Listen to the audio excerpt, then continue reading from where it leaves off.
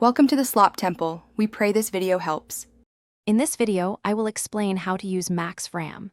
The only truly effective way to maximize your VRAM usage is by configuring your applications correctly. This means diving into the graphics settings of your games or professional software. We'll explore how to ensure your system prioritizes your dedicated graphics card and allocates its full video memory for demanding tasks, leading to smoother performance and higher fidelity visuals. To truly optimize, navigate to your application's graphics settings. Look for options like texture quality, model detail, and anti-aliasing. Set these to their highest available values, such as Ultra or Extreme.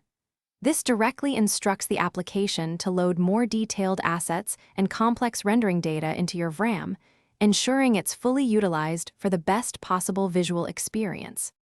Beyond application settings, ensure your graphics drivers are always current. Outdated drivers can hinder VRAM allocation and performance. Also, close any unnecessary background applications, as they might consume system RAM that could indirectly impact VRAM efficiency. Finally, confirm your operating system is set to prioritize your dedicated graphics card for performance-critical applications, not power saving.